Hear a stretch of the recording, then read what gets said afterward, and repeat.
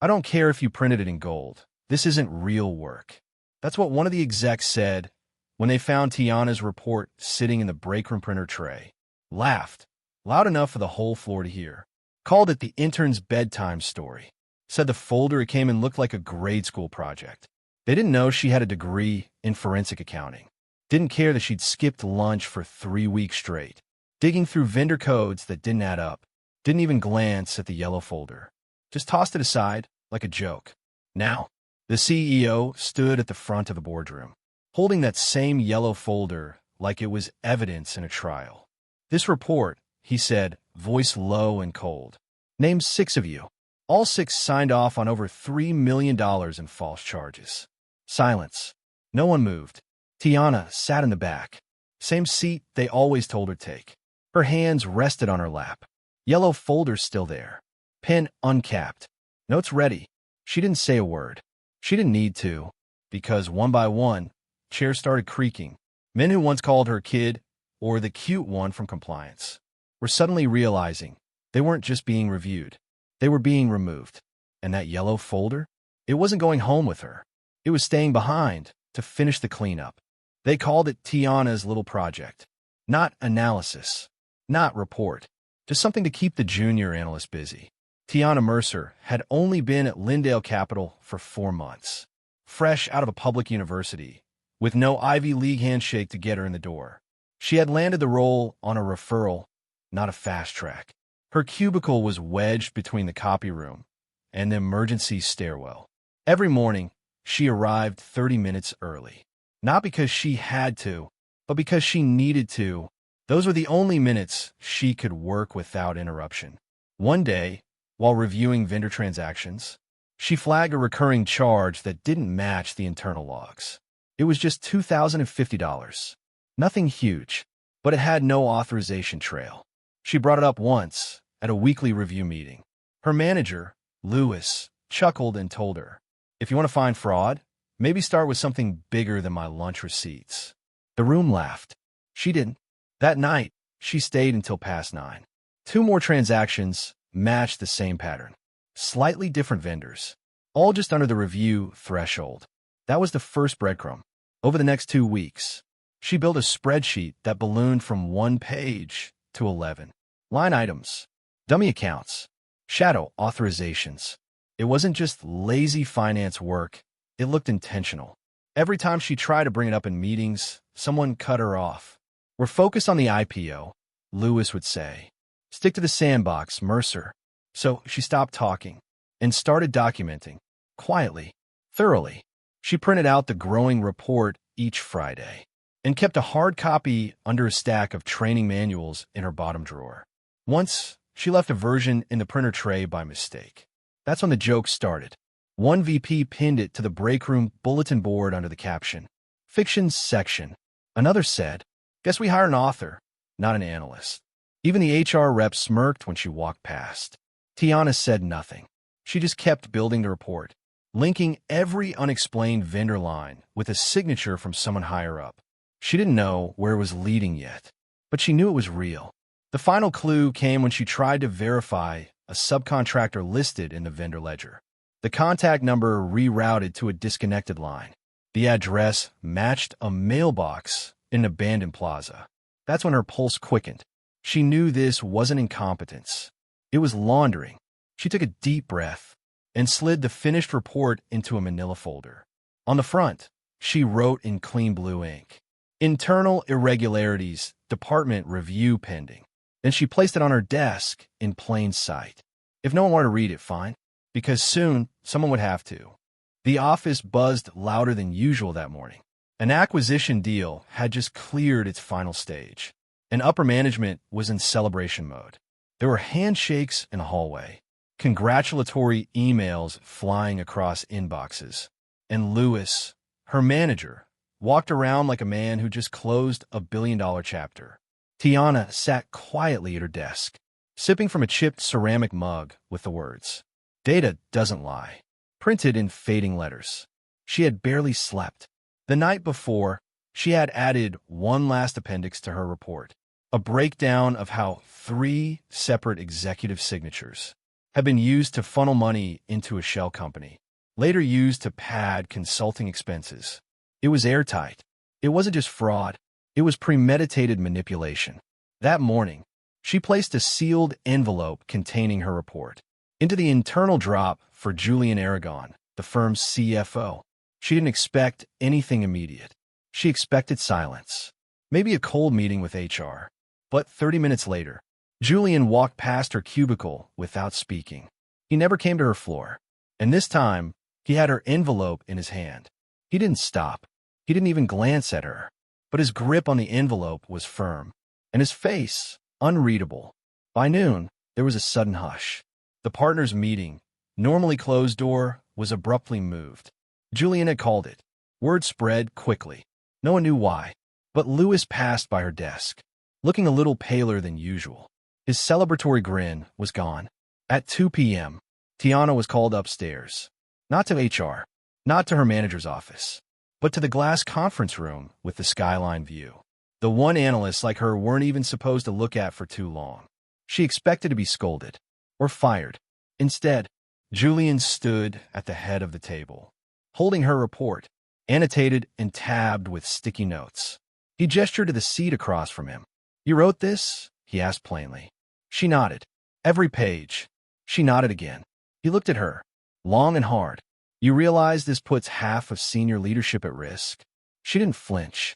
"I know," she said. There was silence. Then, he turned to the director of internal audit, who had been sitting quietly in the corner. "Run it," Julian said, quietly. "No leaks. I want verification within 72 hours. Tiana sat frozen. "We'll need your help organizing the data structure," he added. "I want you looped in directly." It wasn't a request. It was an order. She had entered the room as the girl with the fake report.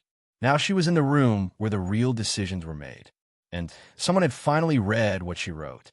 The building didn't shake, but everything beneath its surface did. Over the next 72 hours, silence became dangerous. Department heads stopped chatting near elevators. Team leads canceled standing meetings. A handful of managers suddenly took leave, including Lewis. Tiana wasn't given a title, but she was in every room that mattered. She sat beside forensic accountants, compliance officers, and cybersecurity leads, all of them combing through company systems, with her report as their roadmap. At first, they treated her like an outsider, polite but distant. They questioned her data integrity more than once. That changed fast. Within 24 hours, the audit team confirmed everything she had flagged lined up perfectly. Wire transfers, invoice timings, phantom vendors, all of it had been masked under the guise of executive-level discretion. And somehow, a junior analyst had exposed it. When Julian forwarded her revised spreadsheet to legal, he did something no one expected. He added her as a CC on every chain. She was now in the thread. Unignorable. Word leaked faster than policy could contain. By Thursday, someone from marketing accidentally left a Slack message open on a shared screen. "Is she, actually running this?" Another replied, "Don't ask. Just triple-check your expense sheets." Tiana kept her head down. She didn't gloat. She didn't change her tone. But people started changing theirs when they spoke to her. "Ms. Mercer," they'd say now. Not, "Hey." Not, "You got a sec?" Just her name, followed by formality. Even the executive assistant who once corrected her coffee order in front of everyone now asked her if she needed anything before meetings. Still, the backlash brewed in silence. Some called her a mole. Others whispered she had slept her way into power. Someone even floated the rumor that she had hacked the company database, anonymously, of course. But the more they resisted her, the more her findings held. Julian called her into his office on Friday morning. "You know the backlash is coming," he said flatly. "People don't like having their lies rewritten by someone they overlooked." Tiana didn't respond. She didn't need to. Her work spoke louder than defense ever could. He slid a folder across the table. Inside was a provisional contract. Temporary title, Executive Advisor to the CFO, it read, to support ongoing compliance recovery and audit response. She looked up. "I'm not here for a promotion," she said. "Then we understand each other," Julian replied. She took the folder anyway. Not for the title, for the access. She knew what was coming next. They would try to isolate her, discredit her, maybe even bait her into emotional mistakes. But she wasn't scared. She had no allies, no mentor backing her, just the truth. And a paper trail no one wanted to admit existed. The system didn't know what to do with her. So for now, it handed her power, reluctantly, quietly, and completely. By Monday morning, the building's tension had metastasized. Emails were curt. Eye contact was rare. Everyone seemed to know something was unraveling, but no one wanted to admit. They'd helped stitch it together. Tiana walked through the front doors like she always did, still in her same plain heels, still carrying her worn black tote bag, but the badge clipped to her hip now buzzed her into more than just the analyst bullpen. She had access to executive floors, to restricted folders, to performance reviews, to historical payroll data. It was as if someone had quietly turned on every light in the building and handed her the switchboard. She didn't strut. She didn't announce herself. She didn't need to. The silence around her did the announcing now. She started with the bonus structure, traced the allocations quarter by quarter. It was all there, strategically buried under project codes and vague performance tags. Upper management had looped themselves into profit-sharing contracts, tied to fake vendor savings. In plain terms, they cut corners, outsourced work to friends, then paid themselves as if they'd saved the company millions. And they did it for years. But now, that paper trail looped right back to current C-suite staff, the same ones who once said she lacked financial intuition. Tiana compiled a second report, this one labeled Executive Pattern Exposure, Phase 2. She didn't send it. Not yet. She saved it to a secure drive and waited, because she wasn't just exposing numbers anymore. She was building leverage. The final straw came midweek, when she overheard two senior managers whispering outside the break room. "We just need to hold the line until the next quarter." One said, "If she keeps digging, we're all cooked." That was all the confirmation she needed. That night, she stayed in the office until 10:40 p.m. The building was dark. The only sound was the low hum of the central air. In her own keyboard, she drafted 3 letters. One to the CFO, one to legal, one to the chairman of the board. Each included summary findings, timestamp files, cross-referenced signatures. No speculation, just proof. Then, she printed one final page, a copy of her original report, the one they laughed at, with every executive's signature, from the review cycle, including the ones who mocked her. At the bottom, she scribbled a sticky note, in bold black ink. "You signed this." The next morning, she left it on the CFO's desk. No email, no comment, just the paper. By noon, chaos had bloomed. Emergency meetings were called. Legal huddled behind closed doors. One executive stormed out, with a coat over his shoulder, ignoring every good morning tossed his way. The HR director, a usually mild-mannered woman named Celia, approached Tiana near the elevators. "You might want to stay off Slack today," she warned gently. "It's not kind in there." Tiana smiled. They weren't kind before. She knew what was coming. She had turned the entire house of cards upside down and placed the receipts at the feet of the people who built it. They called her a problem. But now, she was the policy. She didn't need to speak loudly. She just let the signatures speak for themselves. By Thursday, the whispers had turned into warnings, and the warnings had become fire alarms. The report, Tiana's report, was no longer a private embarrassment, contained within executive inboxes. It had leaked, or rather, it had been leaked, intentionally, and not by Tiana herself. Someone on the board, likely a reformist, or someone with enough stake to care about reputational damage, had shared it with the internal newsletter team. And just like that, it was everywhere. The headline was blunt, almost cinematic. $2.3 million in phantom bonuses. Analyst report shakes executive floor. There was a graphic, too, a blurry screenshot of a spreadsheet column, labeled Retention Adjustment, with a footnote, flagged by junior analyst Tiana Mercer. Suddenly, the same people who had avoided her in hallways were now scrambling. to whisper apologies between meetings, offering tense smiles and lukewarm cappuccinos. She didn't respond, not out of pride, but because she didn't trust any of them. To mean it, the legal department had scheduled emergency reviews. Contracts were being reread under microscopes. HR had gone radio silent, and the CFO, the one who once called her ambitious but naive, was now pacing, like a defendant waiting on a verdict. The CEO, for his part, had been eerily quiet. No statement, no denial, no damage control memo, until Friday morning, at precisely 9:07 a.m.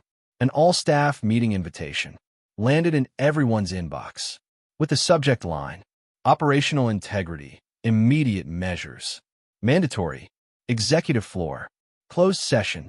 As people trickled in, Tiana entered last, holding a plain black folder. She didn't sit in the back. She walked straight to the head of the table. The CEO nodded at her, not as a gesture of politeness, but as acknowledgement. She laid the folder down. Inside were signed acknowledgement forms from her original audit submission. They had all approved it, every single one of them. And yet, they laughed. They shredded her conclusions in front of each other, like a joke. They never thought the document would survive long enough to bite back, but it had, and now it had teeth. The CEO stood. I have accepted 3 resignations this morning, he said flatly, effective immediately. The room exhaled in shock. We've also frozen the remaining discretionary bonuses, pending full audit review, and compliance leadership will undergo an external restructuring review. He looked at Tiana. All findings originated from this report, filed by Tiana Mercer, in full compliance with internal policy, and ignored its significant cost. No one clapped. No one dared. Instead, eyes darted, faces paled, and the air thickened. Like wet cement, Tiana didn't gloat. She simply nodded, took her folder, and left the room. On her way out, she passed a glass office, one that used to house a director, who once referred to her as the girl with questions. That director's nameplate was already gone. Later that day, when she returned to her desk, a small sticky note was waiting on her monitor. It was unsigned, typed, and impersonal, but the message was clear. You just saved the company from itself. That night, as Tiana walked out of the office building, into the city's soft streetlight, she didn't feel triumphant. She felt clean, and in a company where the rot had been quietly growing for years. That was more than enough. For now, by Monday, the dust hadn't settled. It had been swept clean. 3 high-ranking executives were gone. 2 more were under formal investigation, and the board had called an emergency vote of confidence in the CEO. And yet, through all of it, Tiana Mercer had shown up on time, dressed the same, spoken only when asked, and answered every compliance question with surgical clarity. She didn't issue any public statements. She didn't posture on internal channels. She just kept showing up. By now, her co-workers didn't just know her name. They watched her with the kind of apprehensive respect reserved for people who had proven they were not to be underestimated. Even the ones who once chuckled behind her back now gave way in the hallway. It wasn't long before she was summoned upstairs, not for questioning this time, but for coffee. The CEO's assistant had sent the invite herself. Tiana entered the executive suite with 0 expectations. The CEO, looking far less ironclad than before, gestured for her to sit. Let's skip the speech, he said, rubbing his eyes. You know what you did. You know why it mattered. The board agrees. He slid a file across the table. We need someone to lead internal strategy realignment. Someone who knows where the cracks form before they sink the ship. You'd report to me, and only me. Tiana opened the folder slowly. The job title read, Chief Strategy Officer, Interim, with review at 90 days. The pay grade was 5 levels above her current role. The authority came with discretionary review over all major policy drafts. Why me? She asked calmly. He didn't smile. Because you were right. Quietly. Precisely. And when it wasn't convenient. That's exactly what this place needs. She didn't give him an answer immediately. She took the folder, thanked him, and left the room. Back at her desk, She read every clause in that contract twice, not because she didn't trust it, but because she refused to walk into power blind. By the next day, she returned the signed acceptance with a single sentence on a post-it note attached, "Only if I don't have to play nice." Her first meeting as interim CSO was scheduled the following week. It wasn't a flashy entrance.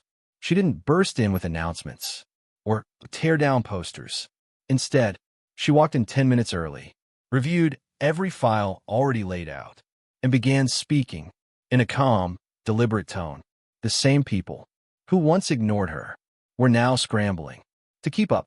When one director began to interrupt her, she paused, locked eyes, and said, "I'll finish, then you'll speak."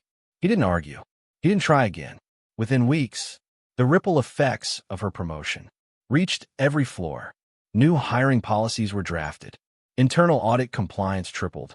Redundant senior roles were trimmed, not as punishment, but as correction. Tiana didn't lead with fear. She led with facts. She let the evidence speak louder than ego. She still got the same parking spot, still brought her own lunch, in the same brown paper bag. But now, when she walked into a meeting, people stood, not because she demanded it, but because they remembered what happened when they didn't take her seriously. And at the end of each day, she'd close her new office door, open her report archives, and keep building the kind of company they should have been running all along. Because power, for Tiana Mercer, was never about revenge. It was about precision. And now that she had both, it was about time.